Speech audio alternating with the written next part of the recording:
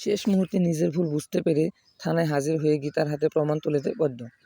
কাফিনের ওষুধ উদ্ঘাটন করতে গিয়ে কৃপানকে থানায় ধরে নিয়ে আসে এবং পুলিশের বড়বাবু কিছুতেই কৃপানকে ছাড়ে না।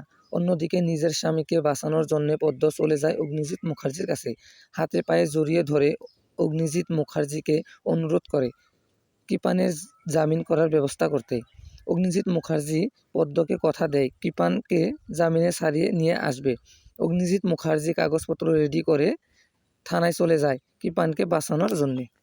এদিকে পদ্ম বাড়িতে ফিরে যায়, তবে বাড়িতে গিয়ে যখন আলমারিটা ঘাঁটতে থাকে আবারও এমন কিছু কাগজপত্র আর ছবি পায় যেটা দেখে পদ্ম খুব ভালো করে বুঝতে পারে উকিল দিদিমণি ভুল বলেনি। আসলে কৃপান আসল কালপেট, যে কিনা গণেশ গাঙ্গুলিকে খুন করার চেষ্টা করেছিল। তাই নিজের ভুলটা পদ্ম বুঝতে পেরে আর প্রমাণগুলো নিয়ে ছুটে যায় থানায়। অগ্নিজিৎ মুখার্জি তখন কৃপানের বেল পেপার অফিসারের হাতে জমা দেয়।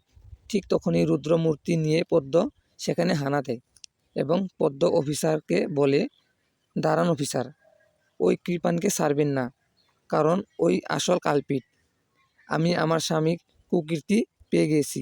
এই বলে সব প্রমাণ পুলিশের হাতে তুলে দেয় পদ্ম।